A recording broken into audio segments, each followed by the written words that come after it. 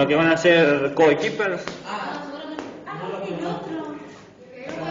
en otra burbuja. Como lo mismo. ¿Lo de tu burbuja o de la otra burbuja? ¿Qué tiene que ser con alguien en otra burbuja? Sí. ¿Sí o sí? Sí, sí. No leyeron la consigna. Bueno, la consigna dice... Claro, pero yo pensé que era... Sí, quedaba quedaba. No, era obligatorio. Parte de la nota es hacer con los otros. Ustedes sean con quienes sean. Son libres de... Pero tiene que haber un número igual de gente. 2 y 2, 4. 4, lo acabo de decir. Pero si no es 4, ¿cuánto puede ser? Bueno, 2. ¿Y 5? No, 4. O 2. O 4. O 2.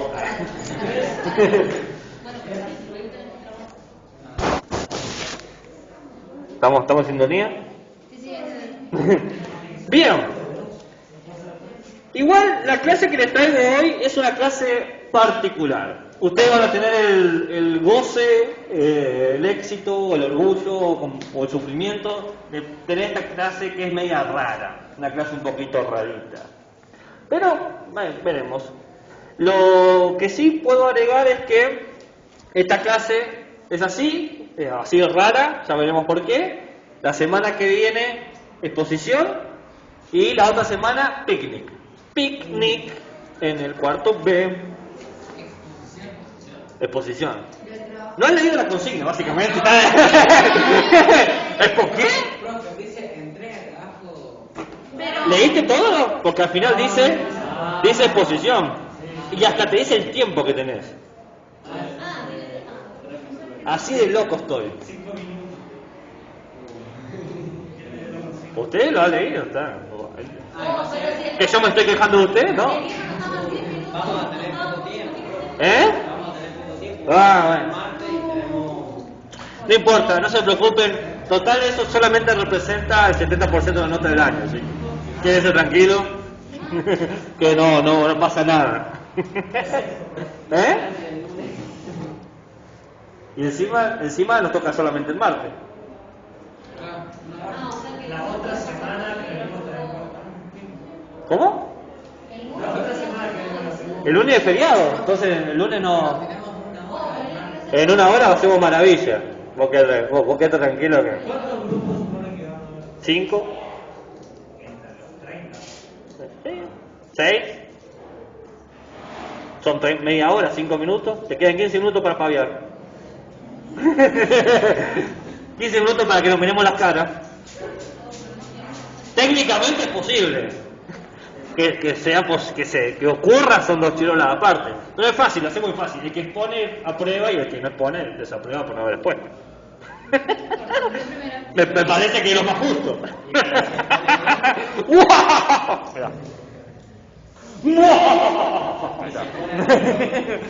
Es mejor así. ¿Y se pone mal? Y también desaprobar. Hay más chance de desaprobar por lo que estoy entendiendo. ¿Qué pasó acá? Bueno, la clase de hoy, igual tienen que pensar que todo lo que yo hago es por su bien.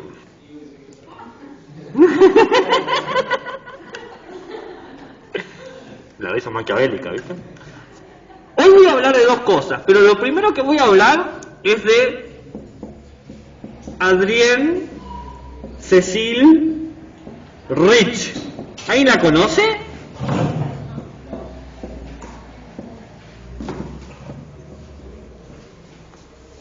Nacida en 1929 y fallecida en 2012, hace poquito. ¿Qué año nació? 1929. ¿Dije 19 o 29? Dije. Bueno, en 1929 nació. No sé qué dije, pero nació en 1929. ¿Qué piensan que puede ser ella? Si tuviesen que tenerle una función, una disciplina, un trabajo. No. No. No. Sexo, esa hubiese estado buena. No. No es sexóloga. Pero lo voy a anotar para la próxima, traerme una sexóloga. Es una poeta. Esta clase es extraña porque la reflexión de la epistemología no la vamos a hacer con más epistemología, sino que la vamos a hacer con poesía. Les traigo un poema de Adrienne Cecil Rich, poeta, ensayista y, ya que estamos, feminista. ¿Por qué? No es una clase de ella, la elegimos porque tiene un poema que es importante, pero les comento un par de cosas como para que la conozcan, ¿no? Para que, si les llega a gustar el poema que vamos a leer hoy, que es pertinente para la clase de Filosofía de la Ciencia, que puedan luego leer sus poesías. Muchas de ellas, de sus poesías, no están traducidos lamentablemente, escribe en inglés, pero otros sí. Ella, en su prosa, en su lenguaje, entiende que el lenguaje es opresor. De alguna manera, el lenguaje siempre ha oprimido a las personas. Las cosas que se pueden decir, las cosas que se pueden pensar, las cosas que se pueden compartir.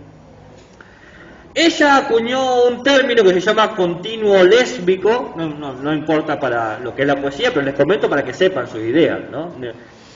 Que habla de la idea de la creatividad y solidaridad entre las mujeres, similar al concepto de sororidad, ¿no? ¿Conocen el concepto de sororidad? Bien. ¿Lo conocen? Sí. ¿Verdad? Ok. Lo doy por sentado. Que... Si quieren, para sintetizar el pensamiento de Rich, es que, bueno, hay que liberar a la mujer. Y entonces ella empieza a hacer todo como unas poesías sobre el feminismo, muy interesantes las poesías,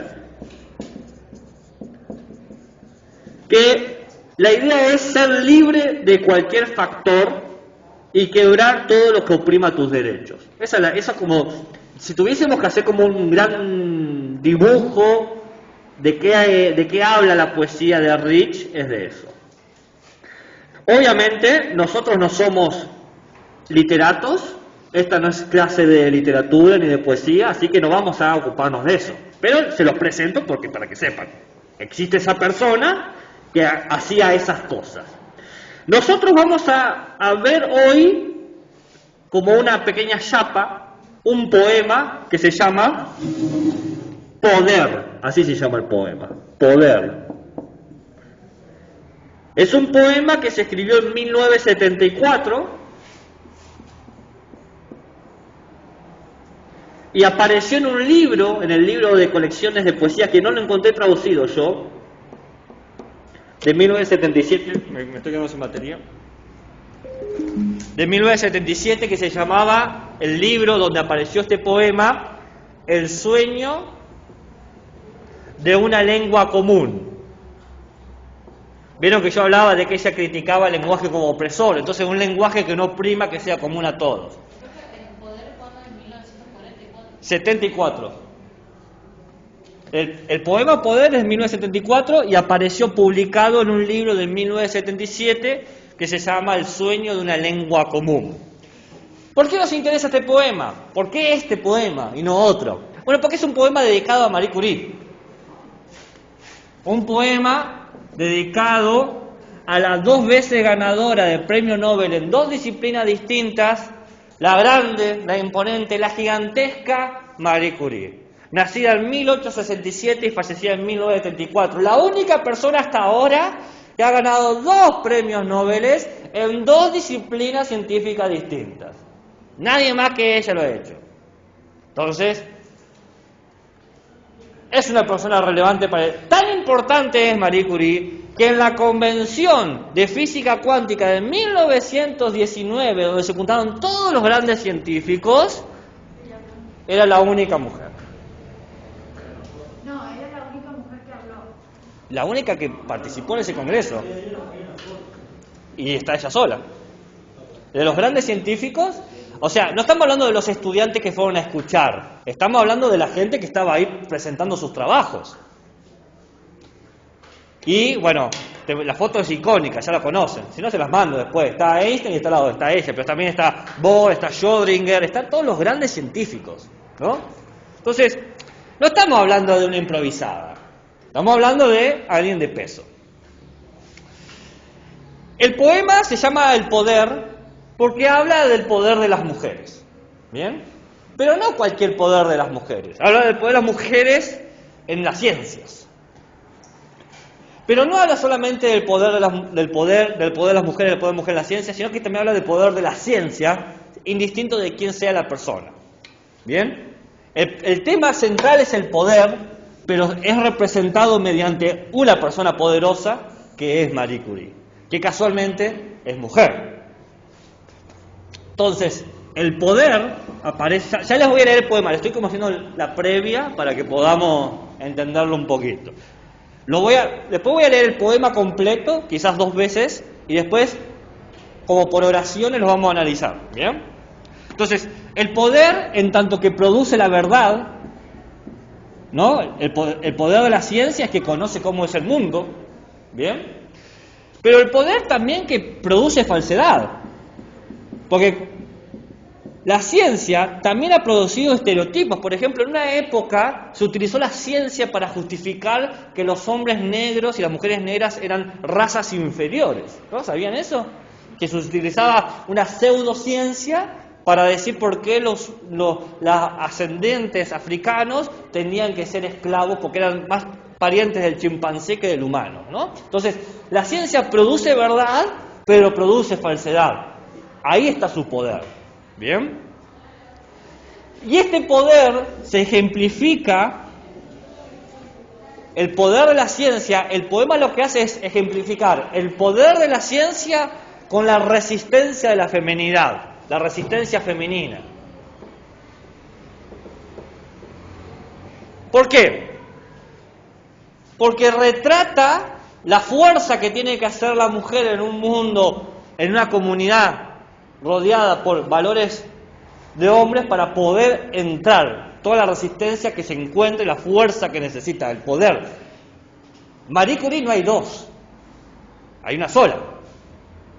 No hay muchas mujeres en la ciencia con premios Nobel, ¿no? Podemos sacarnos el sombrero, aplaudir, venderle la gloria a Marie Curie porque se lo merece, pero no hay tanta gente como ella. No hay tantas mujeres que hayan llegado ahí. Entonces, la resistencia tiene ese sentido. Sí, se puede llegar, pero han hecho que sea difícil llegar. Que habla quizás hasta de una ironía. El poder que produce verdad también te mata, también te elimina, te expulsa. La ciencia que debería liberarnos como humanos, también nos esclaviza. ¿Bien? Básicamente es aprender a reconocer que también la ciencia tiene consecuencias negativas a pesar de sus logros. Estuvo un poquito así como para meternos en onda. Pero ahora les voy a leer el poema para que estemos más en onda. Pero más o menos estamos hasta ahí. Ironía.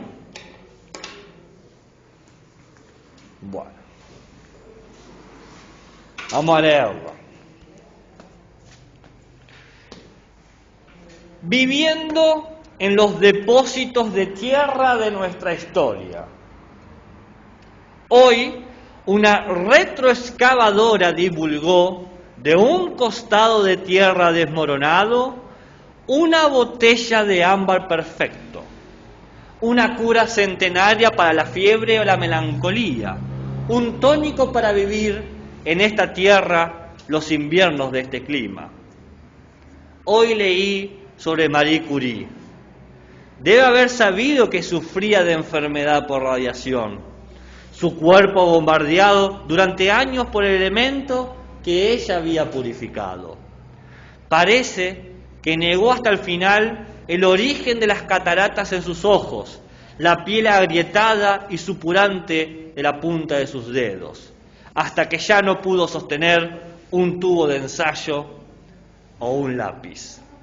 Murió una mujer famosa negando sus heridas, negando que sus heridas vinieran de la misma fuente de su poder. ¿Lo leo de vuelta? ¿O estamos bien así? Hoy, viviendo en los depósitos de tierra de nuestra historia, viviendo en los depósitos de tierra de nuestra historia, hoy una retroexcavadora divulgó de un costado de tierra desmoronado una botella de ámbar perfecto, una cura centenaria para la fiebre o la melancolía, un tónico para vivir en esta tierra los inviernos de este clima. Hoy leí sobre Marie Curie. Debe haber sabido que sufría de enfermedad por radiación, su cuerpo bombardeado durante años por elementos que ella había purificado. Parece que negó hasta el final el origen de las cataratas de sus ojos, la piel agrietada y supurante en la punta de sus dedos, hasta que ya no pudo sostener un tubo de ensayo, un lápiz. Murió una mujer famosa negando sus heridas, negando que sus heridas vinieran de la misma fuente de su poder. ¿Qué palabras le retumbaron más o qué oraciones le quedó más presente? ¿Cuál? La primera y la última. ¿Pero cuál sería la primera para vos? Para mí sería la de la excavadora. Retroexcavadora. Porque me parece que hace referencia a que ella marca el principio de algo nuevo, como incluyendo todo. Ujú. Si me hago entender. Sí, sí. ¿Y la última? ¿Qué parte de la última? Y la última cuando dice que todas sus consecuencias, que todas sus acciones, todos sus logros tuvieron la consecuencia y la consecuencia fue una enfermedad. Los ojos, los dedos. Está bien. ¿Y ahí? Yo dije la última. ¿Cuál? Que no me acuerdo muy bien, pero lo que le afectó al final fue donde ella, la fuente de su poder. Sí. Que, o sea, no sé muy bien cómo sería, pero fue lo que más me quedó. Bien. ¿Lo demás qué otras palabras le quedaron retumbando? Negar. El negar. ¿Negando qué? La enfermedad. Una atención que ella hace ciencia y ahí habla de poder. Sí. La ciencia del poder. Bien, esa relación ciencia-poder está buena. ¿Alguna palabra más o oración que les haya quedado así retumbando? La primera oración, ¿la puede leer? Sí, la leo de vuelta. Viviendo en los depósitos de tierra de nuestra historia. En los depósitos de tierra en nuestra historia. Yo creo que ahí hace referencia un poco porque después habla como de la retroexcavadora que saca. Yo creo que hace referencia un poco a la civilización que tenían las mujeres. Bien, bien. Y a los hombres. A los hombres que no dejaban que las mujeres pudieran ser parte de la ciencia. Bien, bien. ¿Qué más? ¿Ninguna palabra más le resultó curiosa, interesante, impactante, significativa? ¿Lo leo una vez más o no? ¿O es mucho ya? Demasiada poesía para...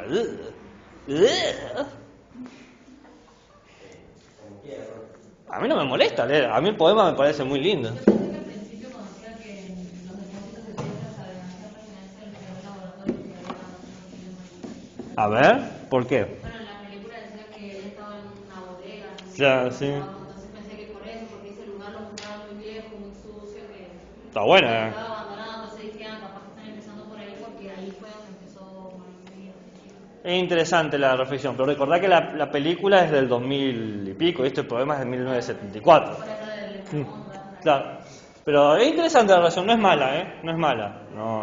No la había pensado, no sé si Rich la pensó, pero es posible. Lo bueno de los poemas es que son evocadores y uno puede sacar varias cosas de eso. Bueno, lo primero que nos encontramos es una situación importante. Le voy a leer una partecita y le voy a señalar más o menos lo que se considera que se está diciendo. Dice, viviendo en los depósitos de tierra de nuestra historia, hoy una retroexcavadora divulgó de un costado de tierra desmoronado una botella de ámbar perfecto, una cura centenaria para la fiebre o la melancolía, un tónico para vivir en esta tierra los inviernos de este clima. Aparece un contexto, un lugar, una situación donde se especula la conexión entre la tierra como lugar donde nosotros vivimos y el humano. Una conexión que nosotros vimos hasta en el pensamiento de la ecosofía, ¿no? La cuestión de esa conexión. Viviendo los depósitos de la tierra de nuestra historia. De nuestra historia. Acá es curioso porque dice nuestra historia, pero es difícil que nos sintamos todos incluidos. Acá Rich lo que está haciendo es está hablando a un auditorio muy específico, por lo menos esta primera oración, de las mujeres. Nosotras las mujeres de nuestra historia, que nos queda con lo depositado, lo sedimentado, lo que está abajo, lo que está olvidado, lo que está de un lado, ¿no? Pero aún así es humano, ¿no? Lo nuestro. Lo nuestro. Es más, fíjense, dice, un costado de tierra desmoronado, es decir, caído. ¿Qué es eso desmoronado? ¿Qué es eso que está ahí desmoronado, caído? Bueno, es la fragilidad. Eso nuestro es lo frágil. Pero ahí en esa fragilidad, en esa situación de vulnerabilidad, porque han sido vulneradas las mujeres como productoras de conocimiento, aparece un tesoro. En esa vulnerabilidad aparecen los tesoros de la tierra.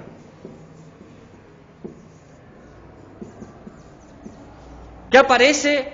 Una botella de ámbar perfecta. Ámbar. Es valioso el ámbar, es algo como el oro, ¿no? Más valioso que el oro, ¿no? El ámbar perfecta. Una botella.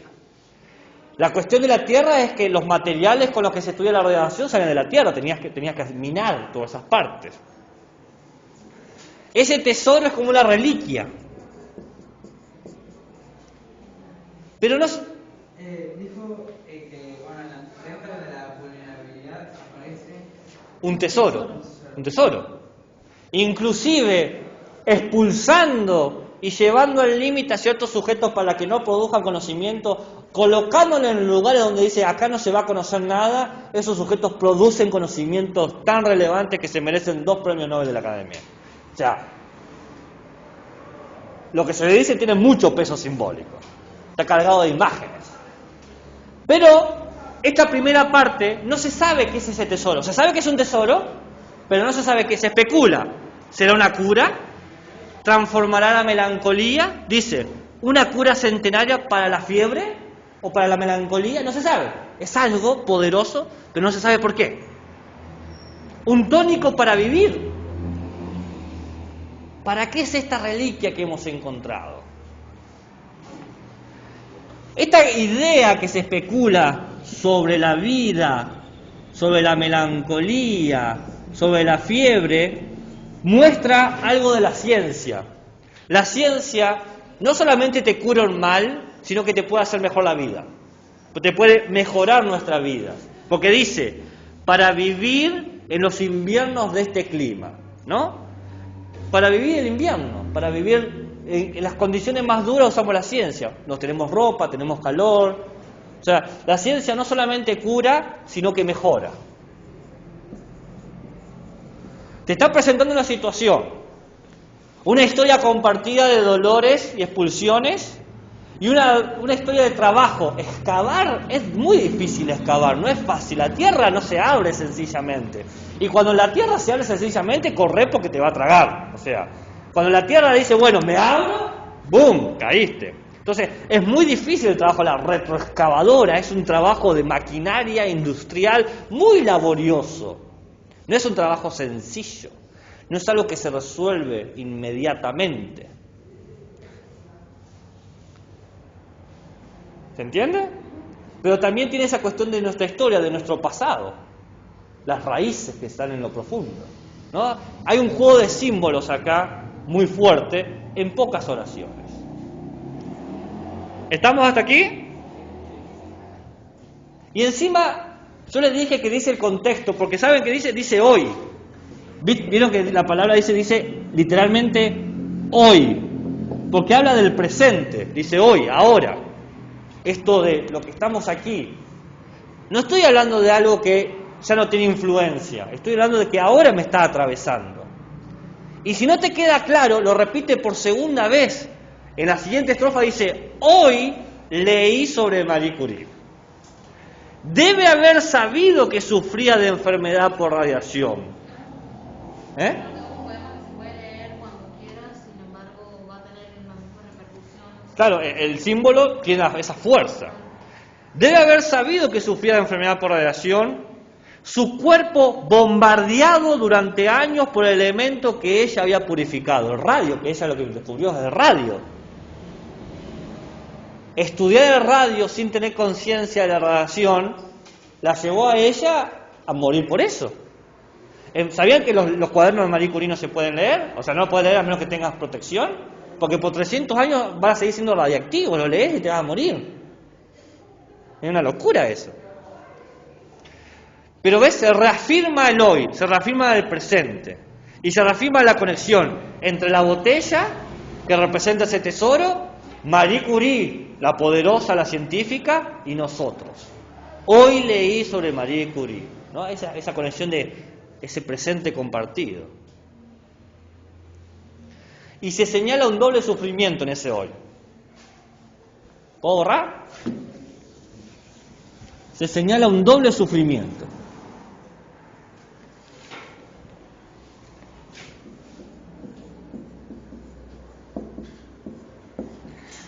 Curie sufría al igual que todos, y especialmente las mujeres.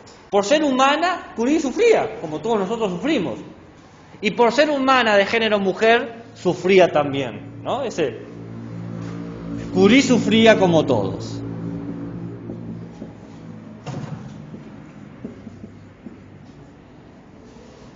Pero también Curie sufría de enfermedad por radiación. ¿Se entiende? Sufría como ser humano que sufre, pero tenía un tipo de sufrimiento especial, la enfermedad por radiación. ¿Han visto Chernobyl? Vi la película. Sí, era porque te mostraban, en la serie Chernobyl de HBO te muestran muy bien los efectos de la radiación, son bastante visibles, para que se den una idea de lo que es el sufrimiento ese. Lo cual muestra una situación irónica, acá vuelve la ironía que yo había presentado. A ella, al purificar el radio de la Tierra, se contaminó. Al purificar la Tierra para poder agarrar un poquito de radio y estudiar las propiedades de ese elemento que era totalmente desconocido, ella terminó contaminada. Como un proceso muy extraño de hacer más puro la fuera a costa de envenenarse. Su cuerpo bombardeado durante años por el elemento que ella había purificado. ¿No? Que es un movimiento muy curioso. Lograr traer algo pulido, transparente, a costa de empañarse y romperse ella misma. ¿No? Es un movimiento que también es un movimiento de labor científica. Gente que dedica años de su vida para hacer algo. La vida por la ciencia. Y a veces el descubrimiento ni siquiera tiene tu nombre, vos quedás totalmente olvidado como alguien que participó de eso. Y perdiste, desapareciste. ¿No? Marie Curie quedó en la historia, pero muchos científicos que colaboraron fuertemente para importantes descubrimientos no tienen nombres. Esta cuestión de perderse en la medida que vas purificando el conocimiento también es el sufrimiento que está señalando el poema. Pero el poema sigue y dice una verdad bastante dura. ¿Me van siguiendo? Dice, parece que negó hasta el final el origen de las cataratas en sus ojos, la piel agrietada y supurante de la punta de sus dedos, hasta que ya no pudo sostener un tubo de ensayos o un lápiz. Murió Una famosa mujer negando sus heridas, negando que sus heridas vinieran de la misma fuente de su poder. ¿Qué presenta aquí Rich sobre Marie Curie? Nos presenta algo muy curioso. Que Marie Curie fue lo suficientemente inteligente para usar el poder de la Tierra, la radiación, para contribuir al desarrollo científico. Básicamente le sacó a la Tierra sus tesoros, como un Robin Hood, y se los dio a la humanidad. Eso estaba oculto bajo milenios y milenios de capa terrestre. Pero hacer ese trabajo es como el trabajo de Prometeo, cuando Prometeo saca el fuego de los dioses del oro humano, tiene un castigo mortal. Prometeo no puede morir, porque es un inmortal, pero Marie Curie sí. Traer ese poder, esa contribución a la ciencia para que la ciencia sea poderosa, resultó mortal. Pero ella no quiso reconocerlo. No quiso reconocer que esa fue su condena. Como Prometeo, que no quiso reconocer que él había robado el fuego. Jamás lo reconoció. Lo torturaron, pero Prometeo nunca dijo, porque si lo decía. Entonces ella le robó a la tierra su poder para darlo a la ciencia, a los humanos. Y este poder le permitió trabajar toda su vida, pero le consumió toda su vida. El poder que le permitió trabajar toda su vida, porque siempre se dedicó a eso, fue lo que le consumió su vida. El poder que le permitió ganar un reconocimiento en una comunidad dominada por hombres, es el poder que ella no reconocería que la mataría. O sea, el poder que le permitió a ella ser reconocida, ella no reconoció que ese mismo poder era el que la mataba. Entonces cuando nos dice, finaliza el poema, murió una mujer famosa, negando sus heridas, negando que sus heridas vinieran de la misma fuente de su poder, nos trae una moraleja, Rich, sobre la ciencia. No se puede tener un verdadero poder sin heridas. No se puede tener un verdadero poder sin heridas. La ciencia tiene que ser consciente de eso, porque la ciencia es poderosa. No seamos tontos, no seamos ingenuos. Hay que reconocerlo.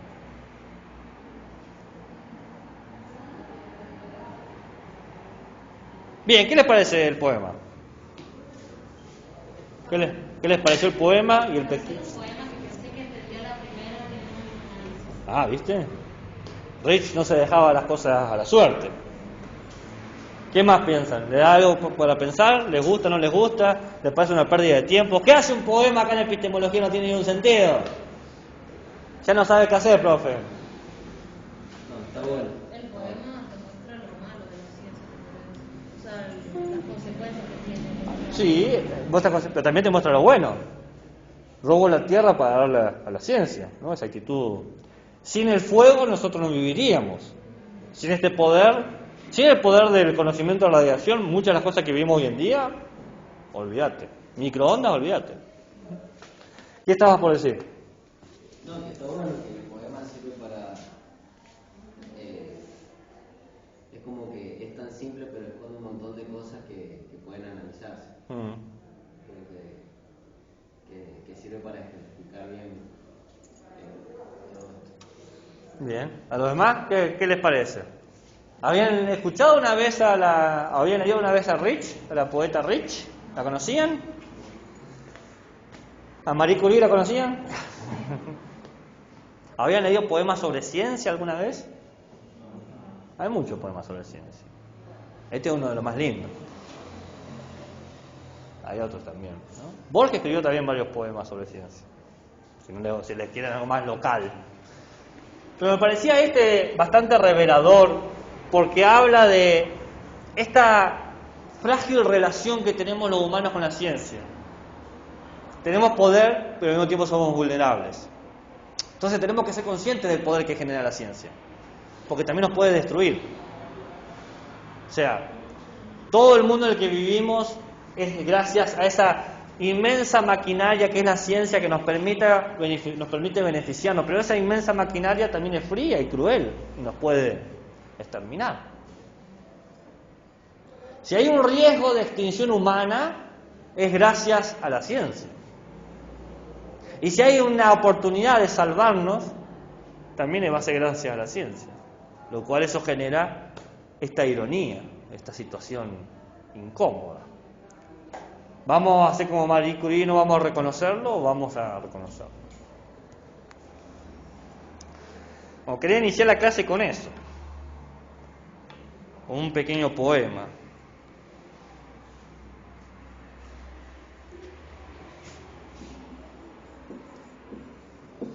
Para poder abrir el lugar a algo más conceptual. Un pequeño repaso. Me senté el otro día y me puse a pensar ¿qué hacer? ¿Qué puedo hacer? ¿Qué debo hacer?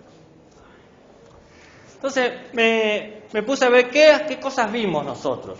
Bueno, vimos la diferencia entre el conocimiento medieval y moderno. Bueno, vayan al recreo.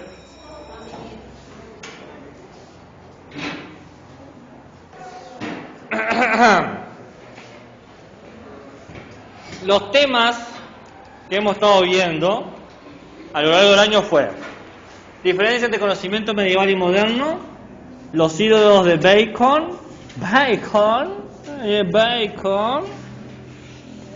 Comte y el positivismo, Nietzsche, es mi fetiche, no, Nietzsche y la ciencia, Bachelard y los obstáculos epistemológicos, Popper y el falsacionismo, Kuhn y los paradigmas,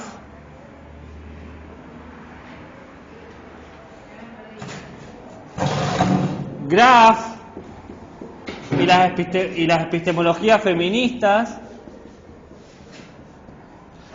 de Sousa y las epistemologías del sur, Morín y la complejidad, Guattari y la ecosofía,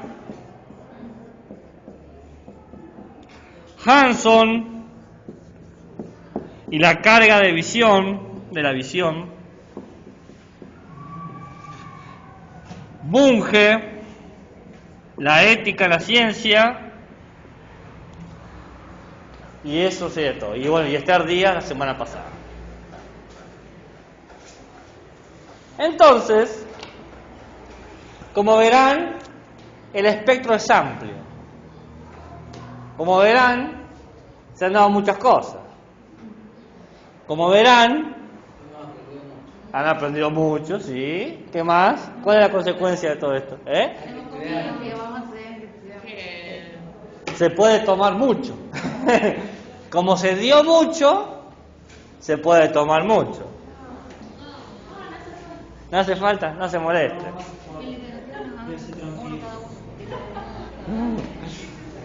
En realidad, en este punto, el que menos se estresa soy yo.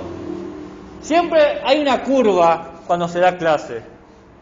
Una curva donde empezamos todos relajados, medio mitad de año el docente se súper estresa, porque no llego a dar los contenidos, y mientras vos vas llegando a fin de año y decís, llegué, los estudiantes hacen una curva contraria, ¿no?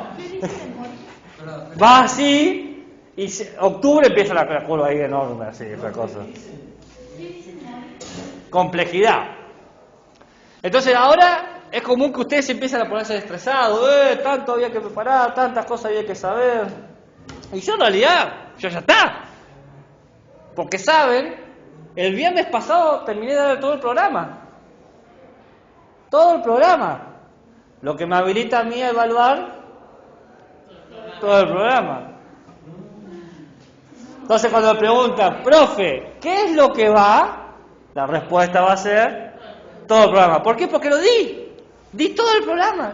No quedó ninguna unidad fuera, ningún tema fuera. Tanto tiempo me sobró que agregué un poema para hablar. ¡Qué bonito! Oh, me puse romántico. Llegué y dije, vamos a leer un poema ante todo. ¿Qué hiciste bachelor? Bachelor, obstáculo epistemológico. ¿Y arriba?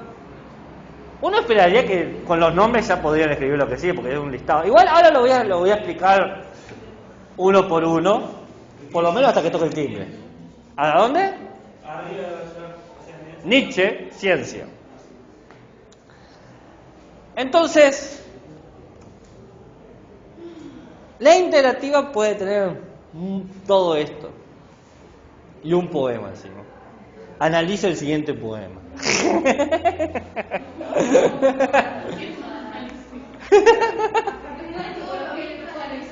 Claro. Que relacionen con todo lo visto en la Sí. A favor y en contra.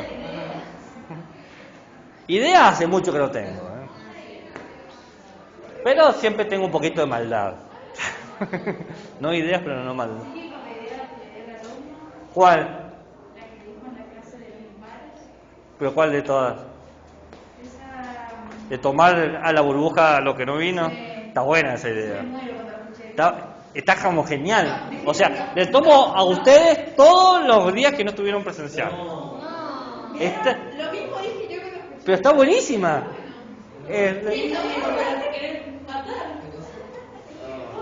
¿Es que qué?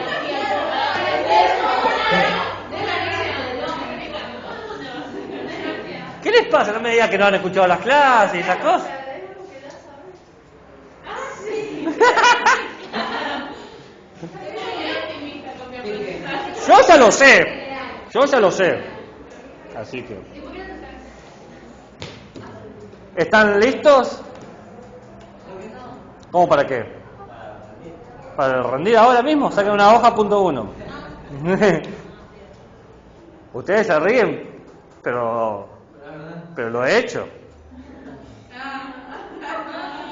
Porque he tenido estudiantes que deciden que no tienen que prestar atención o cosas por el estilo. Entonces, no sé si recuerdan una cosa que yo dije al principio de año. Y le digo, muy bien, está totalmente de acuerdo que no tengan ganas de saberlo. Lo evaluamos y continuamos. No, nunca. ¿Qué? ¿En quinto? ¿Se los hice a uno de quinto? ¿No? Yo no se lo hice a ninguno de... Este año no lo hice acá en esta escuela, pero en otra escuela lo tuve que hacer. ¿Eh? Profe, ¿qué es abajo de morir? Complejidad. No, abajo. Guattari, ecosofía, Hanson, caga la visión, Bunge, ética. Bueno, empezamos históricamente. Sí, está en la clase. Sí. En otra escuela trabajo en uno que se llama Colegio Inglés. ¿Odio el colegio inglés? Profundamente. Bueno, empezamos con el principio. Fuera de ley. Igual hay algo que acá no estoy agregando porque soy una persona muy amable. ¿Qué está faltando acá? ¿Alguien sabe lo que está faltando? Sí, la verdad. Claro. Sí, sí, fue lo primero que teníamos. La estructura. Que no lo puse, pero bueno. Sí, así empezamos. Pero empecemos con dos tradiciones de conocimiento. Dos tradiciones de conocimiento.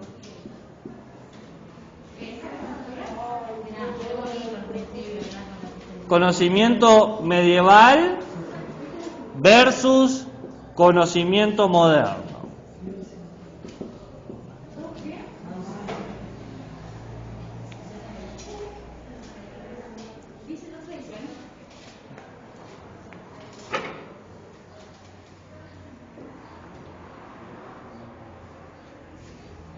Pura alegría. De última no repaso y nos ponemos a hablar de otra cosa. ¿Qué prefieren? ¿Repaso o que hablemos de otra cosa? Es como buen momento para tomar una decisión. ¿De qué hablaríamos? Calabazas, ¿Calabazas? cucarachas. ¿Y esto es para eso? Ustedes sabrán cómo harán la interactiva. Ah, no. ¿Verdad? ¿Por qué tenías eso ahí? ¿Por qué no? Muy bien. This is Halloween, Halloween, Halloween. This is Halloween, Halloween. Bueno, el conocimiento medieval, a ver, era aquel basado en las Sagradas Escrituras. ¿Vamos a hacer una comparación? Yo lo puse así, si querés poner la tabla. En las Sagradas Escrituras, ¿no? La Biblia, las cartas de los apóstoles, etcétera, etcétera, etcétera. Y la idea era que ahí estaba todo el conocimiento de la naturaleza, porque Dios es un tipo muy laborioso e hizo todas las leyes en un librito, ¿no? La Biblia. Esa es la idea. Si ustedes son verdaderos cristianos, tienen que creer eso, o sea, tienen que asumir que Dios se puso un momento y le susurró a Pedro y a Pablo: che, escribite esto va así, usa esta metáfora, esto va con esta alegoría, cuando digo esto en realidad estoy hablando del electromagnetismo, pero no digas nada. O sea, en teoría ese es el pensamiento. Y la manera de estudiar eso, las Sagradas Escrituras, es la hermenéutica. La hermenéutica es la interpretación de los textos sagrados. Es eso. Interpretación de los textos sagrados. Por eso hoy en día, cuando alguien lee algo, un texto, por ejemplo, cuando leemos el poema, lo interpretamos, así como que fuimos viendo el subtexto, lo que está entre medio, se lo llama trabajo hermenéutico, porque estamos interpretando. ¿Bien? La hermenéutica es interpretación, pero en la Edad Medieval era interpretación de un tipo de texto, los textos sagrados. ¿Y por qué? Y porque en los textos sagrados estaban todas las leyes. Estaba el destino de la humanidad escrito ahí. El principio, el medio y el final. Por eso el libro empieza con Orígenes y termina con Apocalipsis. No el de X-Men, ¿no? Sino el capítulo, Apocalipsis. Cuando suenen las 13 trompetas, ¿no? ¿Conocen? ¿Sí? ¿Hay alguno acá que conozca bien eso? ¿No? Cada trompeta abre un sello. Son 7 sellos los que se tienen que abrir. Una vez que se abren los 7 sellos aparecen los 4 jinetes. Y una vez que aparecen los 4 jinetes aparece Jesús. No, eran 4. 7 sellos, 4 jinetes. En la Biblia no dice eso. Y uno blanco, uno flúor. ¡Woohoo! Y el jinete ahí.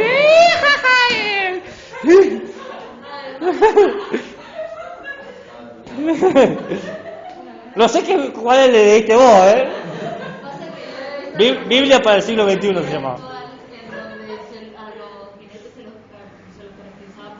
Ah, mirá, no, en el Antiguo Testamento y en el Nuevo Testamento no se caracteriza, no está caracterizado. Y la idea básicamente es que lo escrito es ley. Si está escrito en la Biblia, es ley natural. ¿No? Esa es la idea básica. Lo escrito es ley. Pero, para la modernidad, para el 1500, se genera un cambio de eso y no se acepta. El conocimiento ya no está en las Sagradas Escrituras, sino en la experiencia y en la naturaleza. Ya no está en un libro, o digamos que cambiamos de libro. Ya no leemos la Biblia, sino que leemos a la naturaleza, a los fenómenos naturales, a la matematización de los fenómenos naturales. ¿Se entiende? O sea, todo lo que sucede en la naturaleza lo puedo expresar en términos matemáticos. más pesado, más liviano, más rápido, menos rápido, más lejos, más cerca, mucho, poco, ¿bien? Lo puedo expresar en términos cuantificables, medibles, mesurables, comparables, etc. Entonces, tenemos que juntar mucha información, muchos detalles, muchos experimentos. ¿Y dónde ponemos toda esa información? En enciclopedias. Aparece el concepto del conocimiento enciclopédico. Por ejemplo, la Wikipedia es una enciclopedia que tiene mucha información. Por eso se llama Wikipedia. La pedia viene de la enciclopedia, de lo mucho. En esta idea, donde no hay un Dios que nos esté vigilando, sino que le preguntamos a la naturaleza, che, ¿qué te pasa, naturaleza? ¿Cómo son las cosas? Acá lo escrito no es ley, sino que lo demostrado es ley. Si lo podés demostrar, es ley natural. ¿No? Este punto, esta idea, es el puntapié inicial de toda la ciencia que vamos a estudiar nosotros, que estudiamos a lo largo del año. Ese punto. Esta manera de entender el mundo. Lo demostrado es ley. La manera en cómo nosotros vemos el mundo hoy en día, de alguna manera juega con esa idea. Queremos pruebas, queremos evidencias, queremos apoyo empírico. Te amo, demostrarlo. Quiero estar con vos, probalo. Me interesas. Bueno, a ver, en serio. O sea, nosotros vivimos hoy en día con esa lógica. Antes no. Tengo fe y era punto. Se acabó. ¿Qué dice el conocimiento humano expresado en la? Acá, No, arriba es lo experiencia y naturaleza. Y de ahí tomamos uno de los primeros representantes de esta modernidad, a Bacon, a Bacon.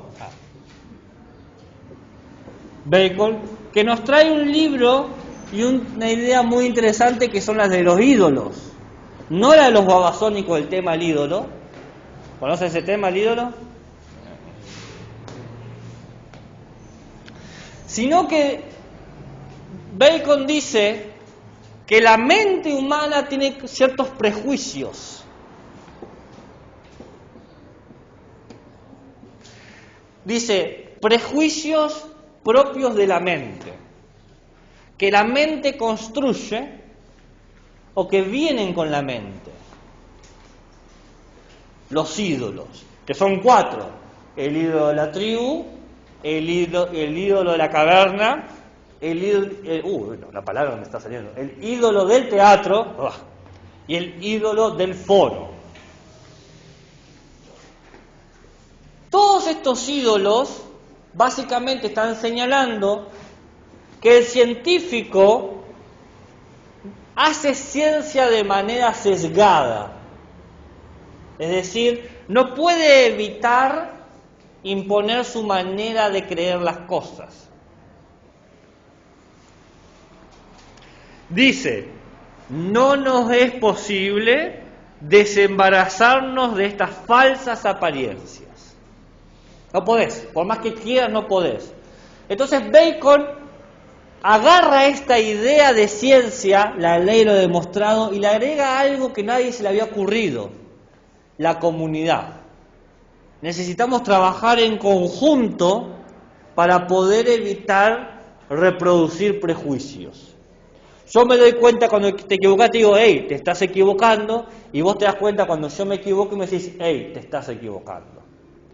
Para que lo demostrado sea ley y esa demostración no esté sesgada, no tenga prejuicios, tiene que haber una vigilancia epistémica. Nos tenemos que vigilar. A ver, tus experimentos son acorde, tu teoría tiene pruebas, tus preguntas son legítimas, no son malsonantes o con, ¿cómo se dice? Cuando tienen... cuando... con mala actitud. Cuando vos preguntás algo para incomodar al otro. No No me sale, ya me va a salir. Un tipo de forma de interrogar al otro para hacerlo sentir mal. Tendenciosas, eso es. ¿Tus preguntas son tendenciosas? ¿Le preguntás al mundo lo que querés que te responda? Porque esa es una forma tendenciosa para conseguir información. Si aparece un pato, Dios existe. Entonces eso es una pregunta tendenciosa. Porque te encontrás un pato y dices, demostrado, resuelto. Hay mucha gente que dice, un like y hago tal cosa. Te pones like y dice, no se diga más. Eso es tendencioso. Como cuando pedimos señales al universo y todo es la señal que queremos. Sí, obvio que tengo que salir con Juancho.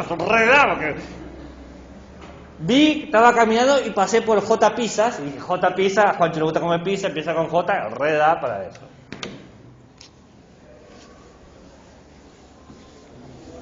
¿Estamos hasta ahí?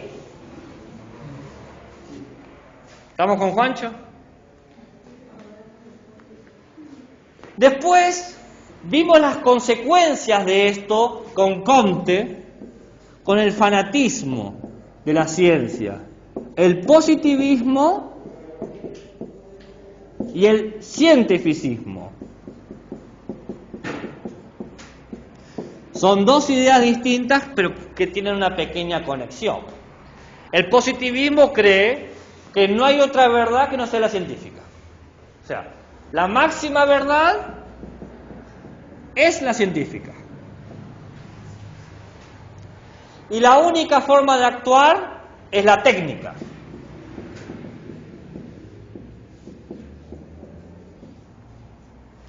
Básicamente el positivismo dice, la ciencia es el modo correcto de conocer al mundo.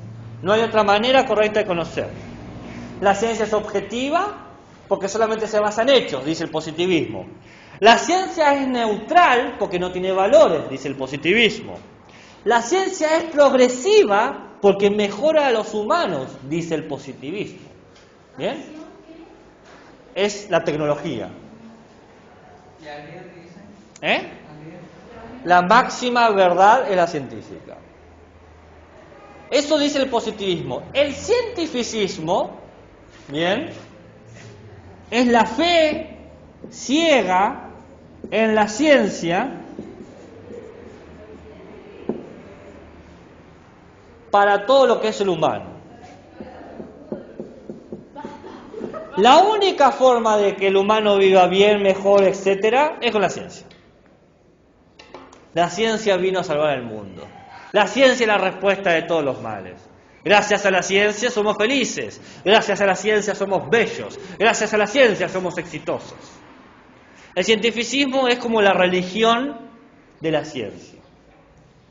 ¿No? En vez de tener el Dios apostólico romano, o el Dios hebreo, o el Dios islámico, tachá ese Dios, imprimí ciencia.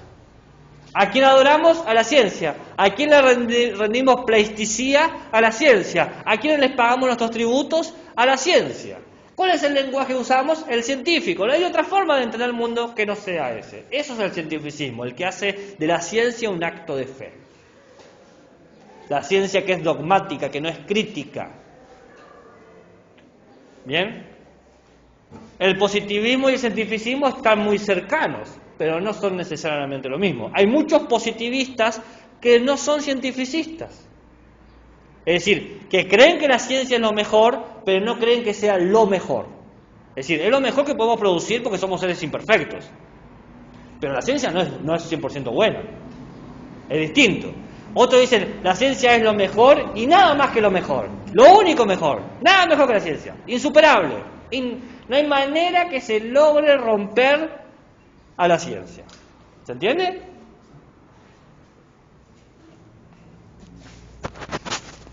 El cientificismo es la actitud acrítica del científico. Frente a eso, frente a esta situación, vimos agarrar la locura de vez en cuando. Vimos a Nietzsche y la crítica a la ciencia. claro de la mañana canta el gallo positivista, dice Nietzsche, criticando eso, ¿no? Porque dice que la ciencia en realidad lo que hace es producir metáforas para sobrevivir. Nada más. Nada más ni nada menos. No es que descubren un mundo, no es que nos hacen mejores. La ciencia es una herramienta de supervivencia, como las alas de la águila, las garras del oso, las patas del chita. Nosotros tenemos ciencia. No es que somos mejores ni superiores, ni tenemos más éxito, ni mucho menos. El tema es que, como la ciencia sirve para sobrevivir, nosotros hemos caído en el error creyendo que la ciencia nos trae la verdad. Y la ciencia no trae la verdad, trae la supervivencia. Sobrevivir no es lo mismo que conocer. No es lo mismo. Porque vos podés saber algo y aún así morirte. Pero podés sobrevivir y ser el idiota más grande del pueblo sin ningún problema. Entonces, sobrevivir y conocer no están conectados, no son conexiones causales necesarias ni suficientes. Una es independiente de la otra. Y el error, dice Nietzsche, es que los humanos creen que sobrevivimos porque conocemos. Y no es así. Sobrevivimos, punto. Conocemos y no sabemos. Quizás sí, quizás no. Vaya uno a saber. ¿Se entiende? Dice, la ley de la naturaleza, algo que no conocemos en sí mismo. No la conocemos.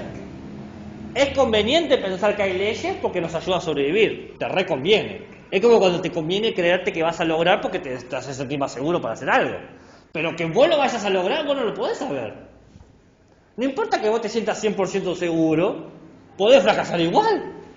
Es la historia de mi vida esa. ¿Sabes? Siempre yo tengo la cualidad de sentirme siempre seguro de lo que hago. Y fracasar en cada circunstancia, ¿no? Estaba muy seguro, sí, pero estás seguro, no cambia nada.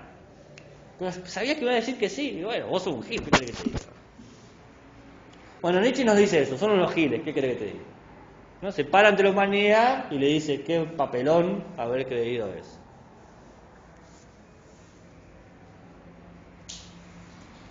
¿Estamos hasta ahí? Alto repaso, ¿eh?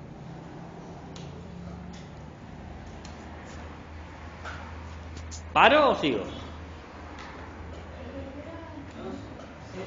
¿Sigo? Bachelard.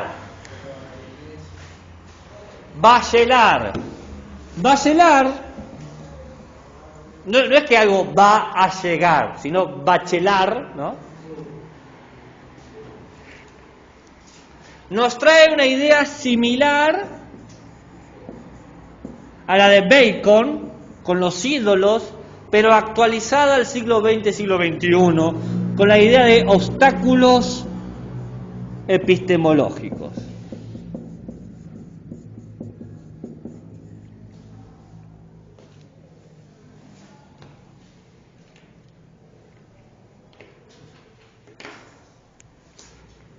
Todos nosotros, dice Bachelard, por nuestra manera de entender al mundo, por la forma en cómo nos posicionamos,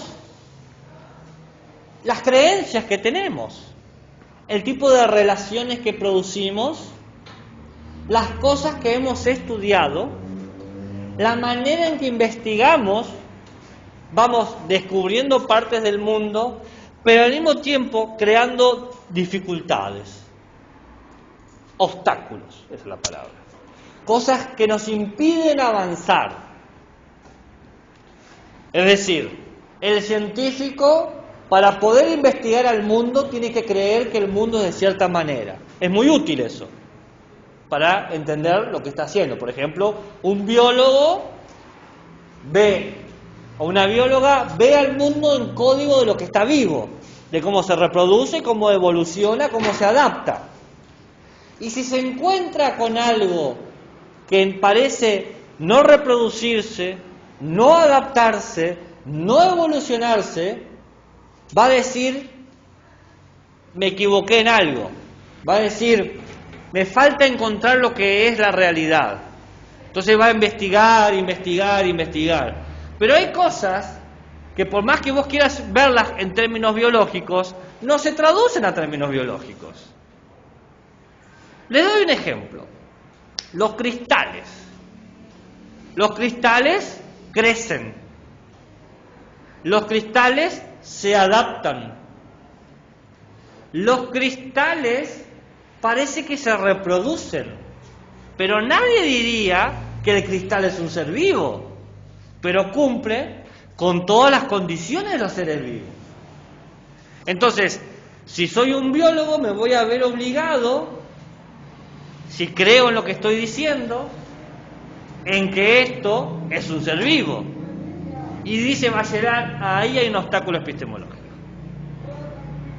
Porque me veo obligado a crear una dificultad imposible, una paradoja, que sé que no es así. Yo sé que los cristales no son seres vivos, pero como cumplen todos los criterios que tiene que cumplir para ser un ser vivo, tengo que decir es un ser vivo. Usted dice, profe, esto es un ejemplo de porquería. Bueno, pero en 1970 apareció este problema. Porque los cristales estaban cumpliendo con todos los requisitos de los seres vivos. ¿Y ahora con qué cara nos pintamos? Entonces Bachelard dice, ahí hay un obstáculo que la única forma de resolverlo es repensando la realidad, y para poder repensar la realidad tenemos que cambiar nuestra manera de pensar. La epistemología, dice Bachelard, es como un psicoanálisis de los errores, ver por qué nos estamos equivocando, por qué caemos en este problema.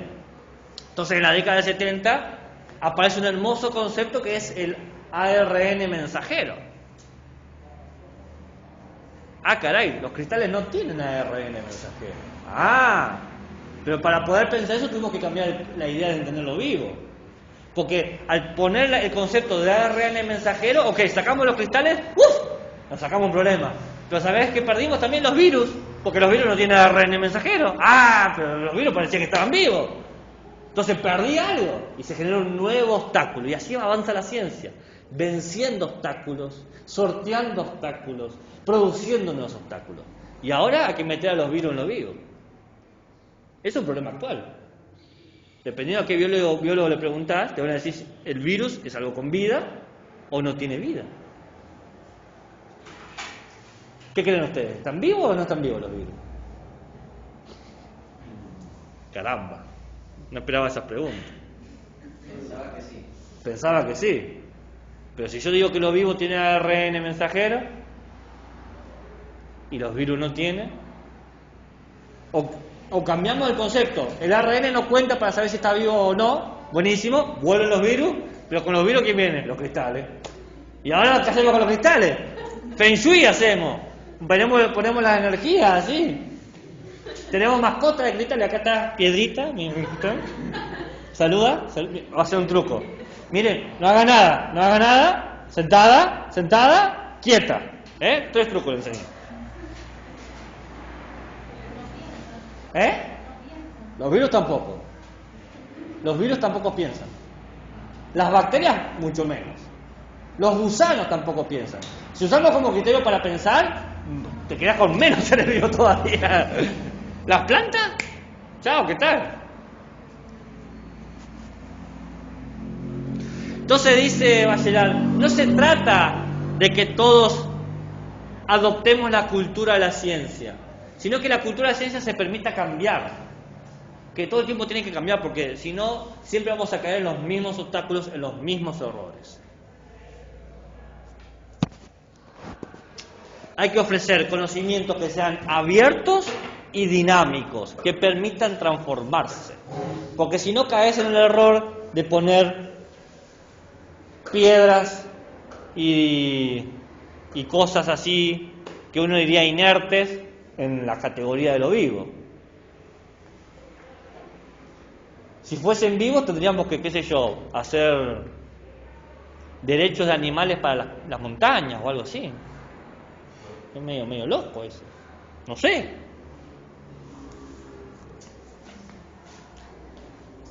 Hacemos un DNI de identidad a un diamante.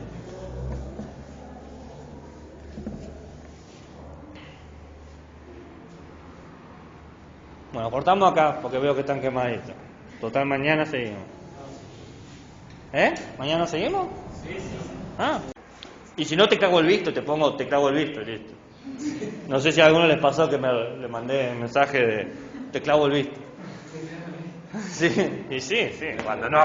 El otro día me mandó un mensaje el sábado como a las 8 de la noche y les puse te clavo el visto. Porque, estaba en un bar tomando Sprite con limón y dije, no es momento, no estoy en estado porque tomé mucha Sprite con limón. Entonces le dije, la Sprite con limón me está cayendo muy pesada, entonces necesito, no voy a poder responder este mensaje.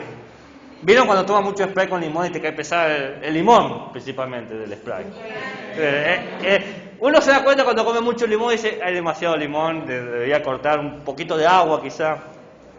Bueno, a mí, quizá ustedes no, quizá ustedes nunca toman Sprite con limón y está muy bien. Ahí se ven up. ¿Qué más tenés? Coca-Cola, Pretty Cola, talca. La talca de pomelo es rica, La Manado no me cierra. Bueno, Pepsi, Paso los Toros, la Schweppes es una de las que me gusta tomar.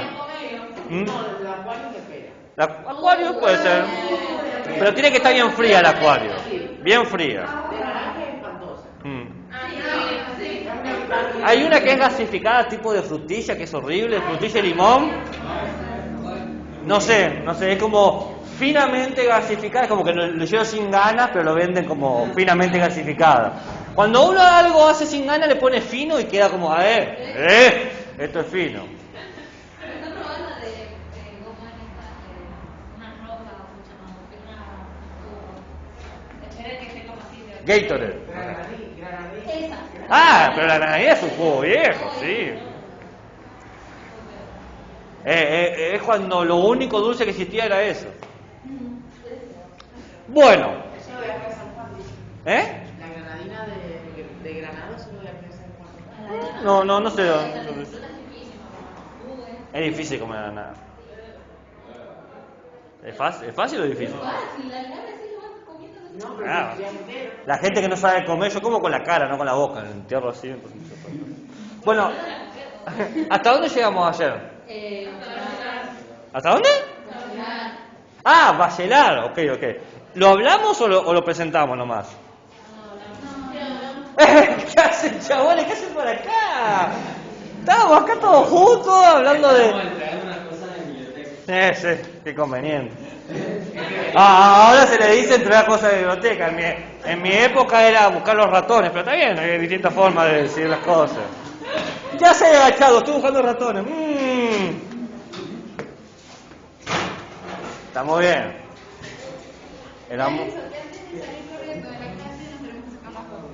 ¿Por qué? ¿Para hacer competencia?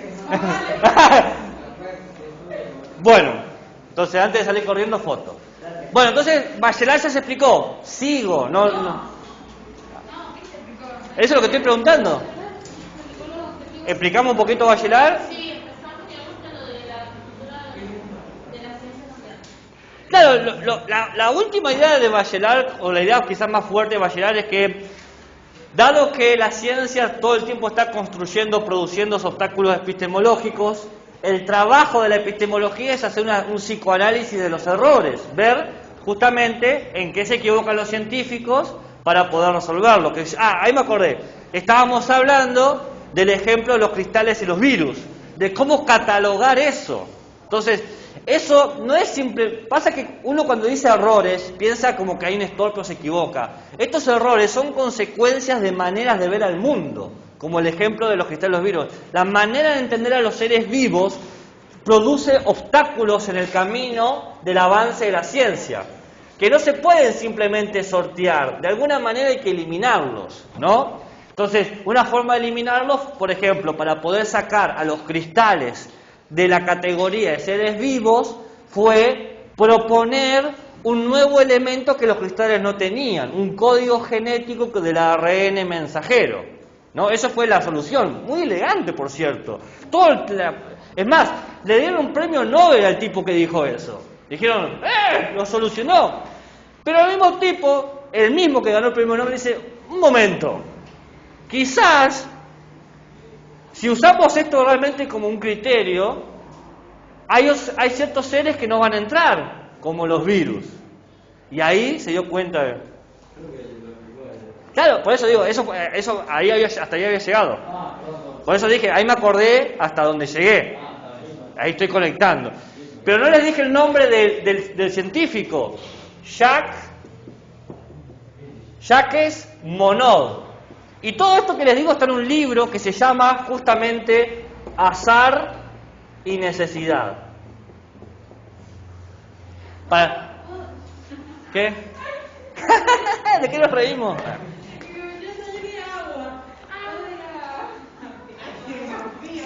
¿Cómo que está con agua?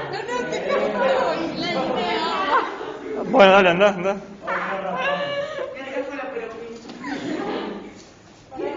Si el verano no viene a... Si uno no va al verano, el verano viene a vos, entonces. Bueno. No. Al baño o a una plantita como un ser humano racional, coherente.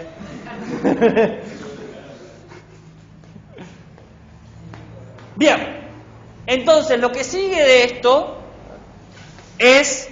Lo que seguía de esto en el año que vimos fue nuestro viejo y querido amigo Karl Popper, ¿no? Venía Popper, Popperito para los amigos, que él propone una filosofía que tiene un nombre. ¿Recuerdan el nombre de la filosofía? No. Está el nombre con el que quedó y el nombre que él le dio. Está el nombre que él le dio y después la gente dijo, está todo bien el nombre que vos pusiste, pero te vamos a decir con tu apodo. No, ese fue el apodo. Él no le puso falsacionismo, le puso otro nombre. Realismo crítico. Nadie se acuerda de realismo crítico, solamente lo que hacen epistemología se acuerda. Toda la gente que habla de Popper no dice el realismo crítico de Popper, el criticismo realista de Popper, el realismo de carácter crítico, metodológico, deductivo de Popper. Nadie dice eso, dice el falsacionismo y se acabó. Entonces, ¿qué propone Popper? Popper se da cuenta de algo. Que esa ciencia de la que por mucho tiempo estuvo desarrollando, si lo das vuelta así como para que se vaya, o le pones al sol, una tortuga. Bueno, yo qué. Bueno, podés cambiar de silla. Bueno, muy bien. Lo que se da cuenta Popper es que la ciencia de ese momento era muy estrecha. ¿Por qué? Porque decía que solamente tiene significado aquello que se expresa de manera empírica o de manera formal, ¿no? Que el nombre de esto era el neopositivismo. Neopositivismo. Lo que encuentra Popper es, dice, el problema de estos tipos es, por un lado, proponer un mundo muy estrecho. Solamente la gente puede hablar, puede comunicarse, según el neopositivismo, si habla de forma empírica y formal. Entonces hablaba de las leyes. Dice, pero nadie en la vida real habla así. Nadie habla todo el tiempo enunciando leyes o comunicándose a través de las leyes. Nadie existe. O ustedes hablan mediante leyes. No. ¿O sí? No. ¿O sí? ¿Sí? No. Nadie anda diciendo, bueno, hoy me levanté con una fuerza de no sé cuántos números y me moví con el vector tanto y la masa con la que he desplazado es esto, después me subió a un vehículo que tenía tal rotación. Nadie habla de esa manera. Uno dice, me desperté con sueño, fui a la clase con sueño y volví a mi casa con sueño, punto. Nadie dice, todos hablan de ese término. Entonces, lo que dice Popper es que el problema de estos es que hablan de una manera que no es real. Nadie habla así. Y el segundo problema es creer que dicen siempre la verdad. Los científicos, dice Popper, o la manera en que se entendió la ciencia, piensan que son poseedores de la verdad absoluta, de que poseen la verdad. Y dice Popper, es imposible poseer la verdad. Nadie posee la verdad incluso la ciencia. Y Popper da el famoso ejemplo de los cisnes, ¿no? Dice, la ciencia, ¿cómo opera? La ciencia dice, este cisne es blanco, estos 1000 cisnes son blancos, por lo tanto todos los cisnes son blancos. Dice, eso es un error, porque vos podés ver 1.000.000 de cisnes blancos y encontrar un cisne negro, y ya no podés decir todos los cisnes son blancos, porque tenés un cisne negro. Entonces, lo que tenemos es una forma de hablar que tiene que ser testeada. Yo hablo, dice Popper, y tengo que presentar la posibilidad de que se vuelva falsa. Por ejemplo, digo, todos los cisnes son blancos, sí, siempre y cuando no aparezca un cisne negro. Entonces, si aparece un cisne negro, la frase todos los cisnes son blancos se vuelve falsa y la tiro. O sea que sería verdadero, según dice Popper, si no hay una contradicción. No es verdadero porque yo no sé si van a aparecer cisnes negros. Popper dice, no puedo decir verdad. La palabra verdad está prohibida. ¿Bien? Es como ciertas palabras prohibidas. ¿Alguna vez jugaron a Tabú o palabras prohibidas? ¿No conoces ese juego? De que vos tenés la palabra pasto y tenés que hacer que tu equipo diga pasto. Bueno, acá no podés decir verdad. Verdad no se puede decir, dice Popper, porque nadie tiene la verdad. Pero podemos decir no falso, o todavía no es falso, o por ahora no es falso. Verdad, con Popper está prohibido. Podés decir aún no se demostró lo contrario, todavía se sostenemos esta afirmación. Por ejemplo, una afirmación científica que sería potencialmente verdadera, pero no verdadera, es: todos los cuerpos tienen una velocidad uniforme siempre y cuando no interfiera una fuerza sobre ellos, al menos que haya un cuerpo que tenga velocidad uniforme a pesar de que una fuerza intervenga en ellos. Entonces, ¿qué hago acá? Acabo de enunciar un principio newtoniano, el movimiento inercial. Entonces diría Popper, hasta donde sabemos, todos los cuerpos se mueven hasta que chocan con algo. Eso es lo que sabemos. Entonces decimos, todos los cuerpos se mueven hasta que chocan con algo. A menos que aparezca un cuerpo que, a pesar de ser chocado, no se modifique en lo más mínimo. Y ahí tenemos que tirar a Newton, no sirve más. ¿Se entiende cómo funciona? Entonces decimos, esto es así hasta que aparezca un caso negativo. Quizás no aparezca nunca, buenísimo, pero tenemos que saber que siempre hay cisnes negros dando vueltas. Siempre puede haber un caso negativo. ¿Entienden? Por eso se llama falsacionismo. Siempre existe la posibilidad de ser falso. La verdad no es eterna, pero la falsedad sí es eterna. Una vez que es falso para siempre. Y eso lo aseguro en la ciencia. Una vez que es falso para siempre. Pero sí es verdad, y es verdad hasta que sea falso nada más. Pero una vez que es falso para siempre. ¿Se entiende ahí? ¿Qué chicos listos? ¿Qué chicas listas? ¿Qué chiques listes? Hablar, testear. Todo lo que hablamos tiene que ser testeado, probado.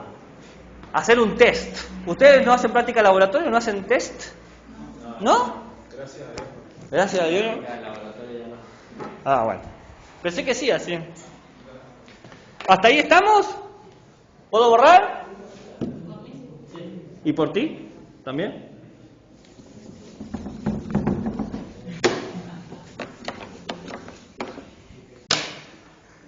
El próximo que vimos después de Popper fue Kuhn. Thomas Kuhn. Kuhn dice, Popper no sabe ni papa. O sea, había gente imbécil, pero como Popper, nadie. Alto gilastrún Popper es un gil. He visto gente gil, pero como Popper ninguno. ¿De dónde sacaste, dice Kuhn, le dice a Popper, lo agarra así de la solapa, ¿de dónde sacaste vos, chirolita, que los científicos tratan de falsear sus teorías? Ningún científico hace eso. Kuhn dice, los científicos no juegan al juego que dice Kuhn, porque los científicos jamás aceptan que sus teorías son falsas. Un científico va a mantener su teoría hasta que se muera. Porque los científicos son seres humanos. Los científicos, cuando creen en algo, no lo abandonan fácilmente. Es así. El científico cree en eso y por más que le muestres evidencia, es probable que diga que vos estás equivocado, que los instrumentos que utilizaste estaban mal calibrados, que la información fue mal interpretada, que faltan experimentaciones o que faltan datos. El científico no abandona una teoría porque ha sido demostrada como falsa. Porque la falsedad y la verdad en la ciencia, dice Kuhn, no nos importa. La ciencia no busca verdad o falsedad. No es nuestro problema. La verdad y la falsedad es un problema filosófico, metafísico, religioso, pero científico, claro que no. Así lo dice. ¿Científico? Claro que no. ¿Por qué? Porque lo que hacen los científicos es trabajar dentro de un paradigma. El paradigma es un modo de trabajar y entender a la realidad. El paradigma te dice, el mundo es esto. El mundo tiene estas cualidades. Por ejemplo, las cualidades newtonianas. Por ejemplo, las cualidades darwinianas, si queremos hablar de biología. Y por lo tanto, nuestros problemas tienen que ver dentro de este mundo, el mundo darwiniano. Y tenemos un método de trabajo. Entonces, por ejemplo, la biología, ¿cómo trabaja? Y bueno, va, qué sé yo, a la selva, observa cómo se comportan los animalitos, agarran a alguno y lo cortan por la mitad, le sacan los organitos y lo empiezan a ver, mirá cómo es estas cosas. Así trabaja la biología. Dice, yo quiero saber cómo vuela un pájaro, agarro un pájaro, le meto corrientes de aire, veo cómo está volando y digo, mirá. Che, esa tortura no importa, eso es problema de la ética, en la biología no nos ocupamos de esas cosas, ¿no? Y en la física, ¿cómo hace? Bueno, vemos cómo se mueven las pelotas, o los árboles, o los autos, vemos cómo se cae un árbol. Y la geología, y bueno, vemos cómo salen las montañas, cómo explotan los volcanes. No es una cuestión de verdad o de falsedad, es una cuestión de explicar lo que está pasando dentro de un método de trabajo, es decir, dentro de un paradigma. El paradigma, dice Kuhn, es donde la comunidad científica se pone de acuerdo cuáles son los problemas, cuáles son las formas de trabajo y qué se pretende solucionar. Nada más. El paradigma, dice, es tan fuerte que si el científico se encuentra algo que niegue su ciencia, le va a decir, eso es pseudociencia, no me interesa, no es para mí. Los científicos están psicológicamente persuadidos de que el paradigma es lo mejor que hay. ¿Bien? Eso dice Kuhn. Están tan convencidos como una persona que está perdidamente enamorada, ve la foto del engaño y dice, no, eso es Photoshop, fotomontaje, pero está enfrente tuyo, eso no es están practicando por una obra de teatro, no lo sé, es todo menos la realidad. ¿Bien? Entonces, lo que dice Kuhn es que tenemos grupos de científicos que trabajan dentro de un paradigma. Por ejemplo, el newtoniano o el de Darwin, para dar dos, ¿bien? Estos científicos tienen problemas dentro del paradigma y métodos para resolver esos problemas, métodos de resolución. Y esto va sumando conocimiento, tiqui, conocimiento, ¿no? Conocimiento escalonado, taca. Pero, dice Kuhn, sabemos que la ciencia no es perfecta. Por más que los científicos quieran decir, no quiero ver, a veces aparecen problemas muy evidentes. Cuando aparecen esos problemas evidentes, aparece lo que se llama la anomalía. La anomalía es cuando las leyes de la naturaleza se rompen. Las leyes de la naturaleza se rompen. Y eso es un problema. Los científicos van a negar la información falsa, van a negar la contraevidencia, pero no pueden negar, dice Kuhn, las anomalías. ¿Saben por qué? Porque las anomalías es que la naturaleza dejó de funcionar. Un día estás caminando y se rompió la gravedad y todos están flotando. Y dice, no puede pasar eso. ¿Por qué? Porque la gravedad nunca se ha roto. Entonces, ¿qué dicen los científicos? Dado que la naturaleza no se puede romper, lo que se ha roto es el paradigma. El paradigma dejó de funcionar. ¿Y qué se ofrece? Bueno, una revolución científica, es decir, un nuevo paradigma, un nuevo argumento persuasivo, una nueva manera de entender las ciencias, una nueva forma de trabajar. Y así sucesivamente. ¿Se entiende? ¿Alguna duda?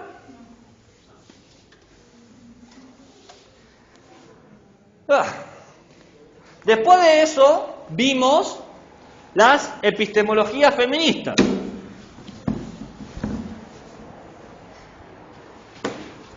Las epistemologías feministas, nosotros lo vimos de la mano de Grass, ¿no? El retorno de las brujas, que básicamente denuncia el sexismo de estas cosas. ¿Estoy gritando mucho? Ahí bajo la voz entonces. El sexismo del conocimiento.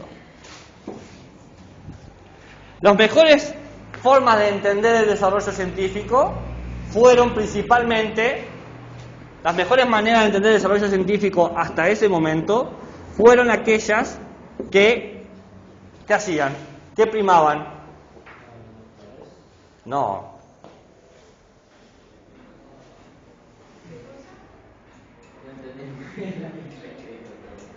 No importa lo que está escrito. La epistemología feminista, ¿qué decía? Que los desarrollos científicos, ¿qué estaban primando? Primando, poniendo en primer lugar.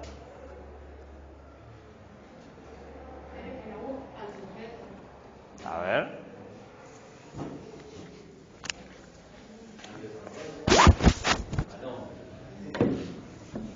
Veámoslo así. Los perdí. Saludé al docente y los perdí. Pasa que el resultado no sería porque si fuese el resultado de unas obras con mujeres que tendrían conocimiento. ¿Y entonces? Sería el sujeto que está en primer valor. Vimos epistemologías feministas, epistemologías de la complejidad, epistemologías, la otra, de la ecosofía. Y la epistemología del sur, ahí está, me acordé. Y las epistemologías del sur.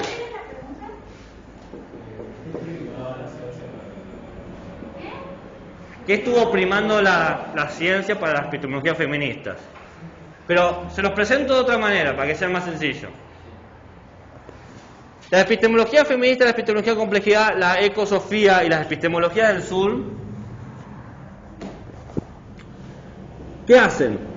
Presentan el problema del otro o de lo otro. Presentan el problema de lo otro. ¿Otro qué? Otros sujetos, otros objetos, otros saberes y otras relaciones. El problema de lo otro es la principal crítica que hacen las epistemologías del siglo XXI. Las tradicionales epistemologías hasta Kuhn, ¿qué tenían de característico? Tenían la cuestión de querer explicar la ciencia europea u occidental. Pero esta ciencia está llena de errores. Es sexista, es imperativa, es imperialista, genera verdaderos conflictos éticos, desprecia otras maneras de producir conocimiento y destruye el medio ambiente. Entonces, las epistemologías del siglo XXI, o del final del siglo XX para el XXI, se preocupan por aquello otro, lo que quedó afuera de la ciencia. Las epistemologías feministas se preocupan por el otro sujeto que conocen, el otro individuo que produce ciencia, que es la mujer. La epistemología de la complejidad se preocupa por el otro objeto conocido, aquellos objetos que no son simples cosas, sino que son el producto de interrelaciones. Por ejemplo, los átomos, los datos, lo cuántico, lo relativo, todo aquello que supone entrecruzar una gran cantidad de información que no puede ser catalogado simplemente como biológico, o simplemente como químico, o simplemente como físico, sino que a lo sumo es bioquímico, físico-químico, físico-biológico, ¿no? Todo aquello que supone interrelaciones. Por ejemplo, el ser humano no es algo que se estudie simplemente desde lo antropológico, sino también desde lo médico, sino también de lo físico, ¿no? Es más, hoy en día se dice que la medicina no es solamente medicina, sino que es biopsico-socio-medicina. Se ocupa de lo psicológico, de lo biológico y de lo social. Entonces, hay objetos conocidos que son realmente complejos porque suponen una interrelación de fenómenos. La epistemología de la complejidad trata de entender cómo podemos estudiar científicamente esas cosas. La ecosofía busca la manera de cambiar nuestra relación con el medio ambiente, porque si lo pensamos en términos científicos de explotación, nos estamos explotando a nosotros mismos. Entonces hay que cambiar la forma de definirlo. Y la epistemología del sur dice, hay otros saberes otros, que no son como conocimientos científicos, pero que tienen éxito. Yo les di el ejemplo de la tarantela, ¿no? Un ejemplo del baile de la tarantela. ¿Recuerdan ese ejemplo? Bien. ¿Ahí estamos? Dicen que siga gritando, a ver si me retan de vuelta. La profesora de antropología. ¿Eh?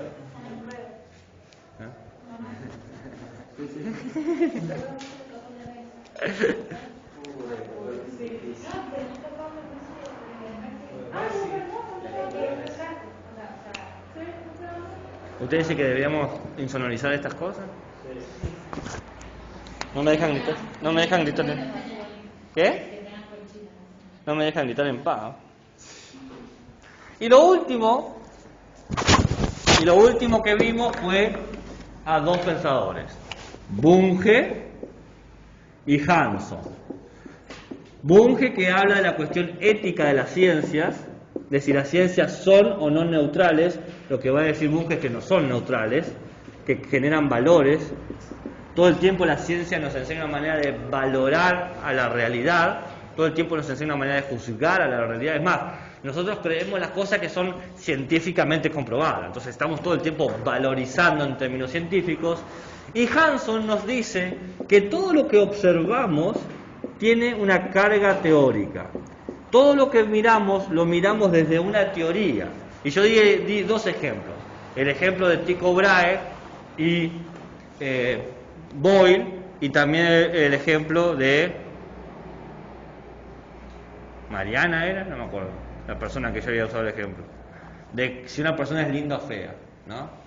Entonces, dependiendo de nuestra teoría sobre lo bello, vamos a decidir si alguien es lindo o feo. Por eso distintas personas nos pueden parecer lindas o feas a pesar de que eran el mismo sujeto.